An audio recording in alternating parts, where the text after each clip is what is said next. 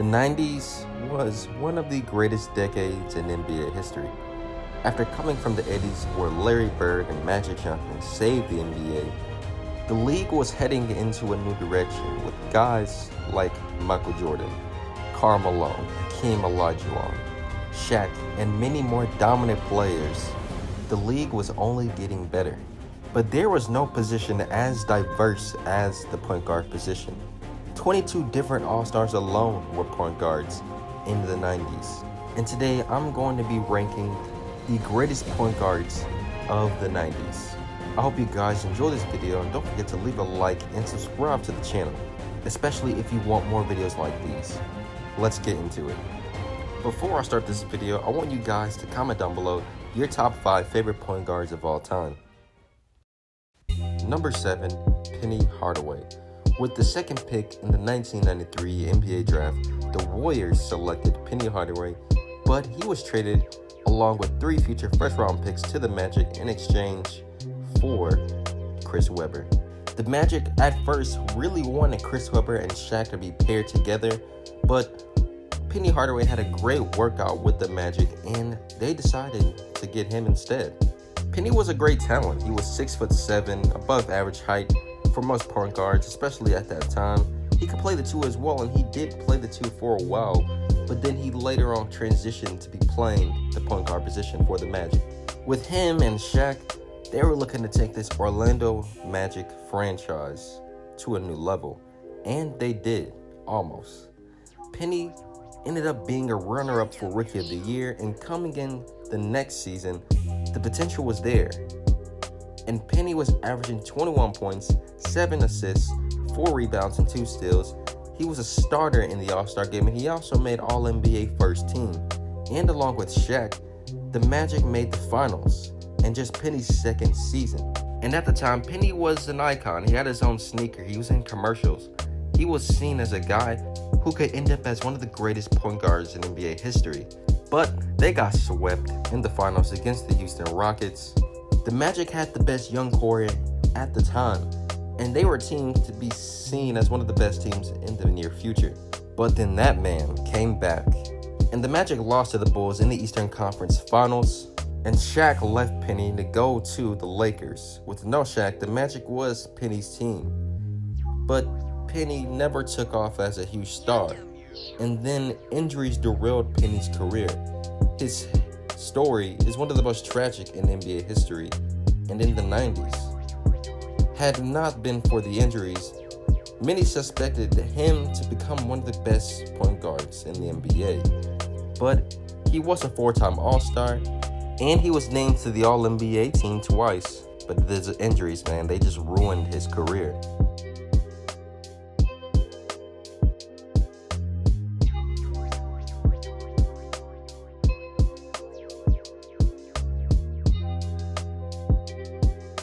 Number 6, Tim Hardaway. If there is one thing you knew about Tim Hardaway, is that he had the killer crossover. He was one of the first point guards to really bring that style of play, and now it's advanced even further. He was a very explosive point guard as well too. But in the early 90s, the Warriors were known as Run TMC with Tim Hardaway, Mitch Richmond, and Chris Mullin. Hardaway was reasonable for leading Run TMC's fast break, displaying his excellent passing and one-on-one skills to complement Richmond's slashing and Mullen's shooting. These guys were very talented. They were all All-Stars, but never really took that next level as a team. He was a multiple-time All-Star for the Warriors, but eventually he would be traded to the Miami Heat along with Chris Gatling in exchange for Kevin Willis and Bimbo Coles. On the Heat, with him and Alonzo Mourning, the Miami Heat were seen as a championship contender. The Heat won 61 games that season, improving from a 42-win season last season. Hardaway even made All-NBA first team that season. But just like how he was on the Warriors, while on the Heat, he couldn't really take that team to a new level. That season was the only season that they made it to the Eastern Conference Finals. But for Hardaway, he was a 5-time All-Star with the Heat and Warriors. But if it wasn't for that man, maybe the Miami Heat would have been able to take a new level. Number 5, Magic Johnson. Magic Johnson, as we all know, is one of the greatest players in NBA history. But he's number 5 on this list simply because he only played 2 seasons in the 90s. But he did lead the Lakers to another finals in 1991, which they lost to that man. And we all know during this time he contracted the HIV virus and he retired immediately. Despite that, he participated in the 1992 All-Star Game. He won MVP. He was also chosen to be part of the Dream Team, the most iconic team of all time. And despite not playing much basketball in the 90s, Magic still had a huge impact on the game of basketball. And come on now, he's Magic Johnson. What more can we say? If it really wasn't for the virus, Magic Johnson still would have been a high-level player.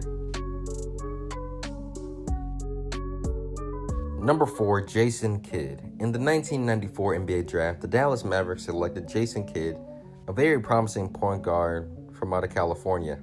With Jason Kidd, Jim Jackson, and Jamal Mashburn, these guys were known as the Triple J's. After coming off a 13-win season, getting Kidd was a great pickup for the Mavericks. He was a great playmaker, and he can help the Mavericks out because he was a 6'5" point guard. And the Mavs, they definitely improved. They won 36 games. But sadly for this Dallas Mavericks team, they had a lot of locker room issues. Jim Jackson even wanted to fight the head coach at the time on the Mavericks. And really a lot of locker room issues ruined this young core in Dallas. Kidd was still playing at a very high level though. He did make the 1996 All-Star team, but he was traded after the 97 season to the Phoenix Suns. That's really where his career started to take off. Kidd, he was traded to the Suns along with Tony Dumas and Lauren Meyer for Michael Finley, AC Green, and Sam Cassell. In his first season with the Suns, the team's win total improved by 16 games. The Suns, who finished with a record of 56-26, Kidd averaged 11 assists per game. He led the league in assists during that time, and he was top 50 in 10 different statistical categories. Whatever his team asked him to do, he did it. If that was scoring, passing, rebounding, he did it. Kidd was also named first team All-NBA in the 1999-2000 season, but this was just really the beginning of a Hall of Fame career for Jason Kidd. Number 3, Mark Jackson. John Stockton, Jason Kidd, Steve Nash, and then Mark Jackson are the top 4 all-time league leaders in assists. Mark Jackson has gotten a lot of bash over the last few years, but he's one of the most underrated point guards, not just in the 90s, but really in NBA history. But looking at his career, Mark was the definition of what a pure point guard was. He was just a really great playmaker. He was setting his teammates up for amazing passes. He did win Rookie of the Year, and he did make an All-Star team. He also led the league in assists when John Stockton at the time was dominating the league in playmaking. But for Mark, he was a starting point guard for many championship caliber teams, including the 2000 Indiana Pacers, who made the finals. He just really didn't have all the individual accolades or really just the style of play to really make a name for himself. But as far as in the 90s, he's really one of the greatest playmakers, and he was just an overall great point guard to have on your team. Number 2, Gary Payton. The Glove is one of the best point guards and trash talkers to ever play the game of basketball. That guy can tell you that. He's the only point guard in NBA history to win Defensive Player of the Year in 1995. He made 9 all-defensive teams starting in 1994. He made 5 All-NBA second teams as well. Led the league in assists. He also made the All-NBA first team in 98, but overall, the Glove made 6 All-Star teams in the 90s, 2 All-NBA teams, multiple All-Defensive teams, and of course, he won Defensive Player of the Year. He also helped guide the Sonics to the 1996 NBA Finals, and really, they were at the time seen as a huge threat to the Bulls. The Glove made a huge name for himself in the 90s with his trash talk, so many stories about that. He played extremely hard defense on his opponents, getting in their heads, doing everything to break them down. He dominated in the 90s. But there's one man we all know who is better, and that's number 1, John Stockton. When it comes to overall durability, John Stockton is in a league of his own. 16 seasons of his career, he played all 82 games, and you also have to take into account that he played in the playoffs as well too, and he made deep runs. This man was the real Iron Man. If anyone could give Stockton a challenge for greatest point guard in the 90s, it would be John Stockton. Stockton is the all-time leader in assists and steals. His 9,849 assists in the 90s alone will put him fourth all-time, and he was 27 years old at the time when the decade started, and had been 5 years in the NBA already. Stockton was a 9-time All-Star, 2 times on the All-NBA team, and he made the All-Defensive team 4 times. Him and Karl Malone also helped lead the Jazz to the finals and a decade of success. He also averaged over 10 assists per game for 10 straight seasons of his career. This man's career is like a statistical machine. Because of his massive durability, his ability to play in the clutch, and being an insane playmaker and a great defensive player, Stockton is the greatest point guard of the 90s.